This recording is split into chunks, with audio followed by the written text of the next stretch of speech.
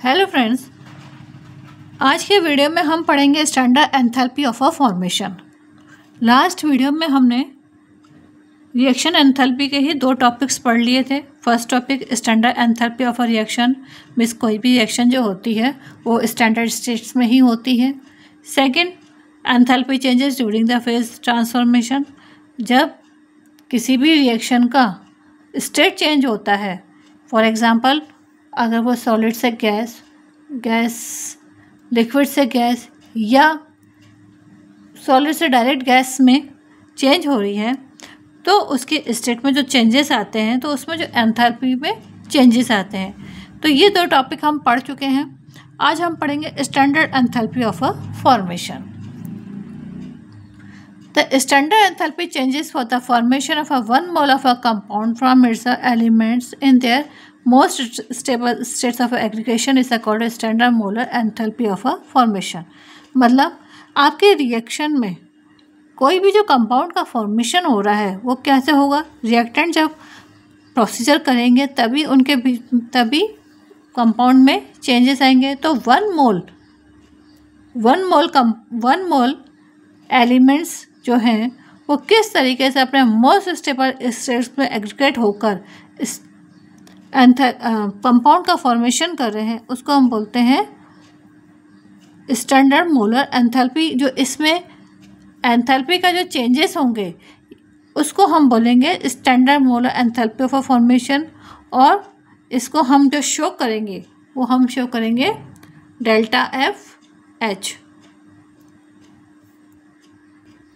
The reference state of an element is the most stable state of the aggregation is a 25 degree centigrade and a 1 bar pressure।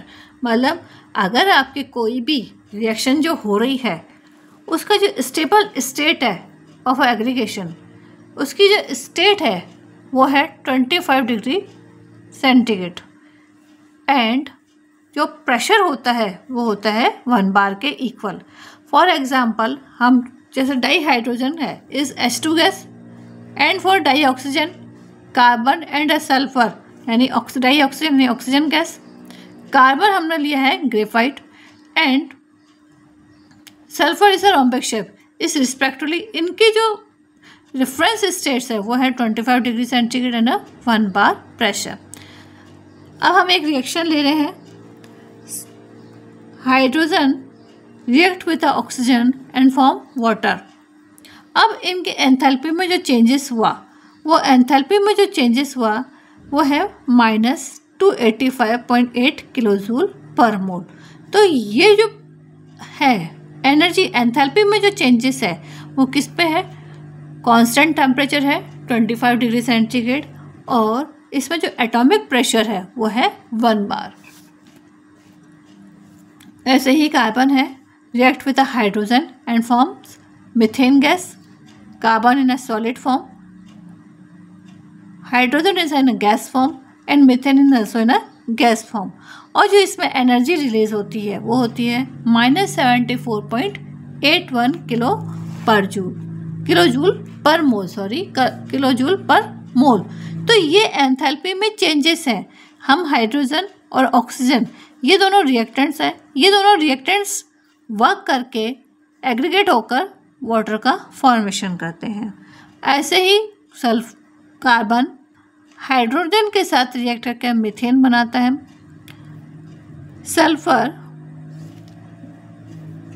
Carbon plus hydrogen plus water ये आपस में मिलके बनाएंगे alcohol का formation करेंगे C2H5OH।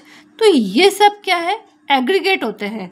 और aggregate का जो टेम्परेचर होता है वो होता है एग्रीगेट का जो टेम्परेचर होता है वो होता है कांस्टेंट प्रेशर। स्टैंडर्ड टेम्परेचर होता है that is equals to 25 degree centigrade and standard pressure होता है that is 1 bar atomic pressure. It is important to understand that a standard molar enthalpy of a formation delta FH, that is a standard molar enthalpy, is a special case of a delta RH। यानी chemical reaction जो enthalpy release होती है वो इसका ये special case है। Delta RH का special case है डेल्टा FH। मतलब फॉर्मेशन में मोलर एंथैल्पी में जो चेंजेस आते हैं, रिएक्टेंट्स जब आपस में रिएक्ट करके कंपाउंड का फॉर्मेशन करते हैं, तो जो एनर्जी एंथैल्पी में जो चेंजेस आते हैं वो होता है standard molar enthalpy of formation. ठीक है, और ये जो है डेल्टा आर एच का ही एक पार्ट होता है, क्योंकि delta R H total energy होती है, टोटल एनर्जी जो रिलीज होती है या कंज्यूम होती है, एब्जॉर्ब होती है, वो होती है जैसे केमिकल या reaction enthalpy. Delta R H is a delta R H is reaction enthalpy. Clear? तो ये रिएक्शन एंथैल्पी का ही पार्ट होती है। Where 1 mole of a compound is formed from its constituent elements, जब constituent elements रिएक्ट करते हैं तो 1 मोल कंपाउंड का फॉर्मेशन होता है। अब इक्वेशन में हम देख ही रहे हैं कि हाइड्रोजन और ऑक्सीजन मिलके वाटर का फॉर्मेशन कर रहे हैं, कार्बन और हाइड्रोजन मिलके मीथेन का फॉर्मेशन कर रहे हैं, ऐसे ही कार्बन, हाइड्रोजन और ऑक्सीजन मिलके एथेनॉल का फॉर्मेशन कर रहे हैं। तो just this is a part of a delta F H, यानी standard molar enthalpy reaction enthalpy का ही पार्ट होती है। And all equations are exothermic reaction. अब ये इसमें जो ये एनर्जी इवॉल्व हो रही है -285.8 किलो जूल पर मोल, अब इस पर हम माइनस का साइन दिखा देता है। इट मीन्स कि यहाँ पे एक्सोथर्मिक रिएक्शन हो रही है, इन तीनों में ही क्या हुआ है, हीट रिलीज हुई है, तो ये एक्सोथर्मिक रिएक्शन कहलाएंगी। अब हम एक एग्जांपल ले रहे हैं, calcium oxide with reacts carbon dioxide to form calcium carbonate and their enthalpy is -178.3 kilojoule per mole, but there is a reaction enthalpy not a molar enthalpy. ये इसकी रिएक्शन फॉर्मेशन एंथैल्पी नहीं है, ये इसकी reaction enthalpy है। is not an enthalpy of a formation of a calcium carbonate, since calcium carbonate has been formed from other compounds not from its constituent elements। इसका मतलब calcium oxide और carbon dioxide ने calcium carbonate का formation नहीं किया है, इसीलिए इसकी जो रिएक्शन एंथैल्पी है वो है -178.3 किलोजूल पर मोल। ऐसे ही एक और रिएक्शन है, हाइड्रोजन ब्रोमीन से रिएक्शन करके हाइड्रोजन ब्रोमाइड का फॉर्मेशन करता है, और इसकी जो रिएक्शन एंथैल्पी है वो भी है -178.3 किलोजूल पर मोल। ये 2 moles instead of 1 mole of the product is form. 2 molecules of hydrogen, 1 molecule यानी 2 moles of a hydrogen and 2 moles of a bromine. हम मोल्स में यूज़ करते हैं, कोई भी जब रिएक्शन लेते हैं तो हम उसको मोल्स में यूज़ में लेते हैं। तो 2 मोल्स ऑफ अ हाइड्रोजन और 2 moles of a bromine found 2 moles of a hydrogen bromide. Hydrogen in a gas form, bromine is in a liquid form and hydrogen bromide in also in a gas form. तो इस product में 2 moles of instead of 1 mole of the product is formed from the elements, that is a। अब जब हमारे पास ये reaction, तो क्या है, हमारे पास ये जो एनर्जी हमको मिल रही है that is a reaction enthalpy, लेकिन रिएक्शन एंथैल्पी एक्चुअल में क्या है, 2 यानी डबल फॉर्मेशन एंथैल्पी है। Means reaction enthalpy formation enthalpy का डबल होती है। ठीक है, जब therefore by dividing all coefficient is a balanced equation by 2, जब हम पूरी इक्वेशन को 2 से डिवाइड कर देंगे तब हमारे पास जो एंथैल्पी जो बनेगी वो एंथैल्पी हमारे पास होगी formation enthalpy, that is equals to -36.4 kilojoule per mole. By convention, standard enthalpy for the formation of an element is reference state, that is most stable state of aggregation is taken as a 0. Now we calculate, अब हम calculate कर रहे हैं calcium carbonate decomposed into calcium oxide plus carbon dioxide. ठीक है, अब इसमें कितनी रिएक्शन एंथैल्पी यूज हुई या कितनी एंथैल्पी हमको मिली, वो सब इस पर डिपेंड करेगा। हियर हम सबसे पहले हम क्या करते हैं, इसका फॉर्मूला, ये फॉर्मूला हम पढ़ चुके हैं। Total reaction enthalpy equals to enthalpy of a formation enthalpy of a product minus formation enthalpy of a reactant. ये यहाँ पे F इज फ्यूज़न और यहाँ पे है formation, delta FH that is a formation enthalpy, और यहाँ पर डेल्टा FH ये है एक्चुअल में फ्यूज़न एंथैल्पी होती है। तो ये रिएक्शन एंथैल्पी किस तरह से इन दोनों को जब हम कैलकुलेट करते हैं तब हमारे पास आ जाती है डेल्टा RH, यानी रिएक्शन एंथैल्पी हमारे पास आ जाते हैं। Where A and B represent the coefficient of the products and reactants in the balance equation।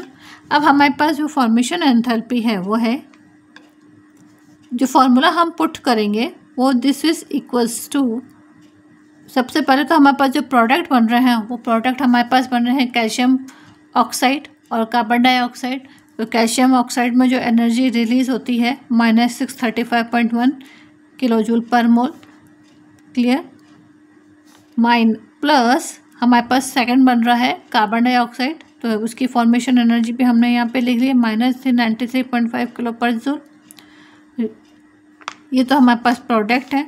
Reactant हमारे पास है कैल्शियम कार्बोनेट, इसकी जो एनर्जी है वो है -1206 kilo joule per mole, clear. Now put the value in equation 15। अब ये 15 में हम, ये जो हमारी 15 इक्वेशन है इसमें हम इनकी वैल्यू को पुट कर देते हैं। तो -635 kilo joule per mole, that is a minus sign, और ये भी माइनस में ही है, दोनों माइनस में है, -393, इन दोनों को हम प्लस कर लेंगे, दैट इज़ अ -1। क्योंकि ये एक एक मोल ही बन रहा है इसलिए हमने सबके आगे 1 यूज़ किया है, 1 1 और 1, क्योंकि 1 ही मोल बन रहा है इसीलिए हम इस पर 1 लगाना कंपलसरी है। तो -635.1 kilo joule per mole, -393.5 kilo joule per mole and -1 इनकी एनर्जी, क्योंकि ये एक्सोथर्मिक रिएक्शन है तो ऑब्वियसली क्या होगा, इसमें एनर्जी रिलीज होती है, तो -1206। ये तीनों रिएक्शन, ये एक्चुअल में क्या रिएक्शन यही दिखा रहा है कि इनकी जो एनर्जी है वो है माइनस में है। अब जब हम इसको कैलकुलेट कर देते हैं तो कैलकुलेट में हमारे पास आ जाएगी प्लस साइन, मतलब decomposition of the calcium carbonate is a endothermic reaction, not a exothermic। जबकि इनकी एनर्जी माइनस में थी, इनकी फॉर्मेशन एंथैल्पी माइनस में थी, लेकिन जब हमने इनको कैलकुलेट किया, कैल्शियम कार्बोनेट को फॉर्मेशन में जब हमने इसको कैलकुलेट किया तो हमें मालूम चला कि this is a endothermic reaction and have to heat it for getting the desired products. हमको कैल्शियम और कार्बोनेट को कैल्शियम ऑक्साइड और कार्बन डाइऑक्साइड में चेंज करने के लिए जो एंथैल्पी चाहिए होती है, या हमको क्या देना होता है, हीट देनी होती है, ना कि हम हीट इससे प्राप्त करते हैं, ना कि हमको इनसे हीट मिलती है, हमें हीट इनको देनी पड़ती है। कैल्शियम कार्बोनेट को कैल्शियम ऑक्साइड और कार्बन डाइऑक्साइड में चेंज करने के लिए हमें हीट सराउंडिंग से देनी पड़ती है। तो calcium carbonate this reaction is a endothermic reaction। Calcium carbonate decomposition reaction is a endothermic reaction। अब इसका जो नेक्स्ट टॉपिक है थर्मोकेमिकल इक्वेशन, वो नेक्स्ट वीडियो में पढ़ेंगे। आज के लिए थैंक यू।